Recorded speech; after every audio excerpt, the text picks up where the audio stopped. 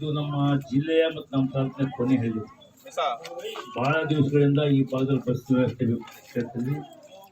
ಈ ಭಾಗದ ಶಿವಮೊಗ್ಗ ಹೋಗ್ಲಿಕ್ಕೆ ವ್ಯವಸ್ಥೆ ಇತ್ತು. ಅದು ಈಗ ಶಿವಮೊಗ್ಗದಿಂದ ಈ ಕಡೆ ಒಂದು ನ್ಯಾಮತಿ ಹೋಗ್ಲಿಕ್ಕೆ ವ್ಯವಸ್ಥೆ ಇರಲ್ಲ. ಭಾಳ ಕಡೆ ಕೇಳ್ದು ಎಲ್ಲ ಕಡೆನೂ ಇತ್ತೀಚೆಗೆ ಹೆಣ್ಮಕ್ಳಿಗೆ ಬಸ್ ಫ್ರೀ ಆದ್ಮೇಲೆ ಶಾಲೆಯಲ್ಲಿ ಎಲ್ಲರೂ ಸಹ ಮಕ್ಕಳು ವಿದ್ಯಾಭ್ಯಾಸ ಮಾಡ್ಕೊಬೇಕಂತದ್ರಿಂದ ಕೇಳ್ತಾ ಇದ್ದು.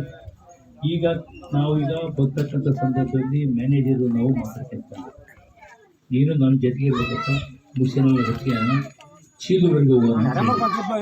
ಯಾಕೆ ಅಂತೇಳಿ ನೀವೇನು ಪ್ರಶ್ನೆ ಕೇಳಿಲ್ಲ, ಈ ಪ್ರಶ್ನೆ ನನಗೂ ಕಾಡ್ತಾ ಇದೆ. ಈ ಎಲ್ಲರೂ ಕೇಳ್ತಕ್ಕಂಥದ್ದು ಬಸ್ಸನ್ನು ಹೋಗಿ ಇದೊಂದಲ್ಲ.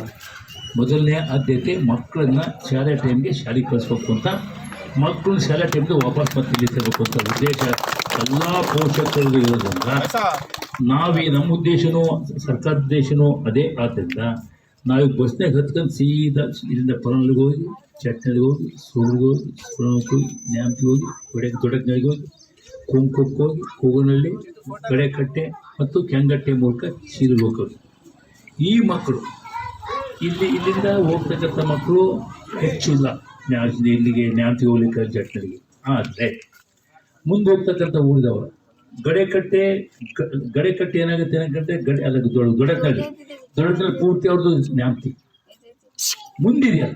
ಕುಂಕವು, ಕೂಗನಹಳ್ಳಿ, ಕೆಂಗಟ್ಟೆ, ಗಡೆಕಟ್ಟೆ ನಮ್ಮ ಅವ್ರಿಗೆ ಚಿಲ್ಲೂರಿಗೆ ಹೋಗ್ಬೇಕು. ಈಗ ಹೋದ್ರೆ ನಮಗೆ ಸಮಸ್ಯೆ ಗೊತ್ತೆ. ಈ ಬಸ್ಸು ಇಲ್ಲಿ ಬಿಟ್ಟಾಗ ಇದು 9 ಗಂಟೆ ಶಿವಮೊಗ್ಗ ಬಿಡುತ್ತೆ. 9:30 ಬೇಡ 9:30 9:40 ಇಲ್ಲಿ ಬರುತ್ತೆ.